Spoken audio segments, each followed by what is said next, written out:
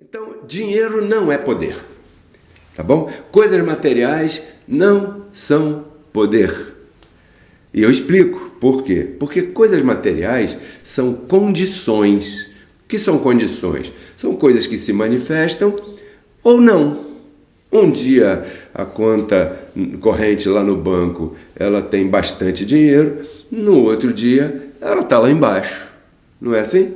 Então, coisas materiais, carro, dinheiro, roupa, isso não é poder, porque são coisas passageiras, sabe?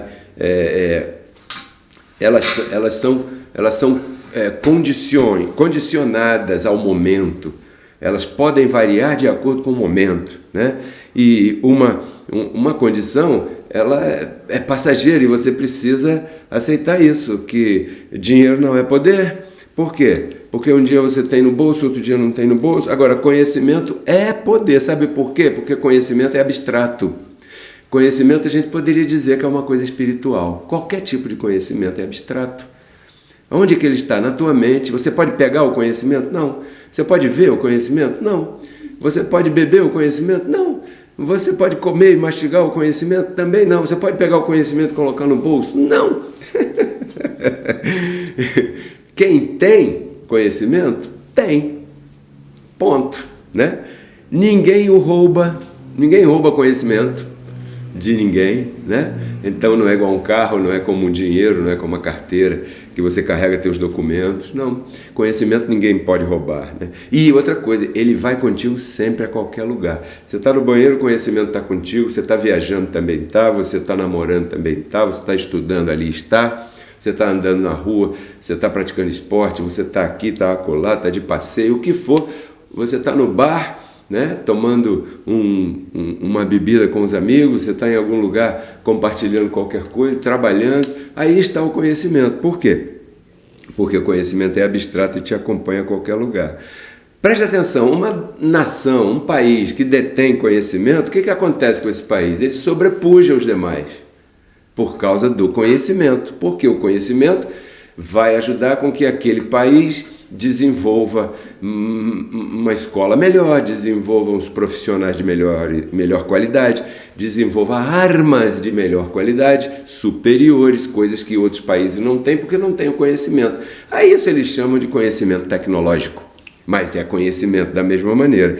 Outra coisa, uma pessoa humana, um colega que tem conhecimento, lá no teu trabalho, por exemplo, ele sempre terá ascendência diante dos demais. Por quê? Porque ele tem conhecimento, ele fala mais de um idioma, ele tem conhecimento como deve se vestir, se apresentar, ele tem conhecimento de certas normas que ele tem que obedecer, ele tem conhecimento do trabalho que ele desenvolve, ou ele estudou, se formou e tem conhecimento em uma cátedra específica que ele se dedicou. Então, ele sempre vai ter ascendência. Primeiro, consegue os primeiros postos na frente de todo mundo, é contratado mais rapidamente numa entrevista de trabalho. Normalmente, a pessoa que tem conhecimento tem os melhores salários e sempre é a pessoa mais difícil de ser enganada, porque tem conhecimento. Concluímos, então, que conhecimento é poder.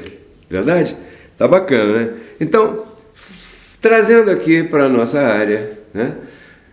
Conhecimento, falando a respeito dele, a respeito da graça de Deus, ou seja, comparando, trazendo para a nossa seara aqui, né? O apóstolo Paulo, como eu citei no início, ele se esforçava para dar acesso ao conhecimento, porque as pessoas tinham que ter conhecimento. Por exemplo, ele dizia muito isso, da vontade de Deus. Então quando eu estava vendo sobre o Francis Bacon e lendo e tal, e me lembrei, como lhes disse, acerca do apóstolo Paulo, e aqui eu estava vendo Efésios capítulo 1, por exemplo, aqui no verso 17, preste atenção, o apóstolo Paulo, ele contratava lá um programa de rádio, né? Vamos dar esse benefício ao apóstolo Paulo. Então, ele tinha um canal no YouTube, e aí ele divulgava o seu ensino, divulgava a palavra que ele havia recebido de Cristo ressuscitado. E então, quando ele sabia que alguém havia sido alcançado, né? E essa pessoa havia manifestado o interesse em conhecer mais a respeito do assunto e fazia contato com ele, passava um WhatsApp para o apóstolo Paulo e dizia: poxa, eu gostei, eu quero conhecer mais, eu me senti bem, é isso que eu estou precisando ouvir, não sei o quê. Essas coisas, né, que as pessoas normalmente, quando ouvem a administração da graça, elas nascem em seus corações. Então o apóstolo Paulo, do outro lado, ele sentia um determinado tipo de desejo específico. Por quê? Porque a explicação da graça ele já fazia no programa dele lá no rádio.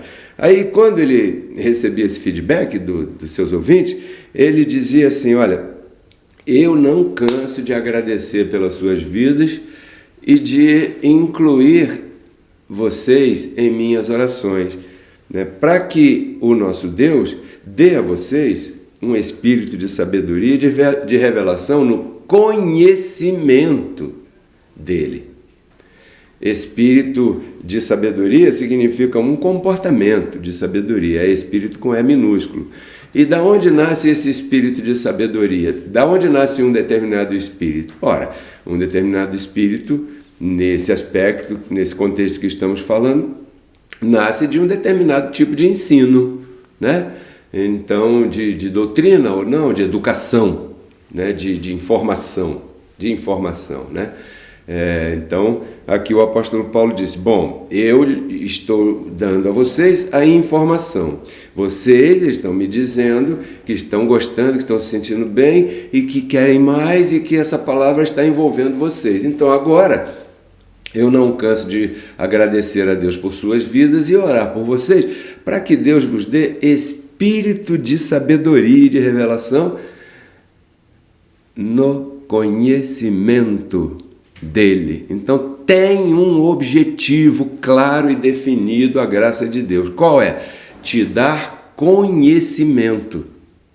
Reconciliados com Cristo.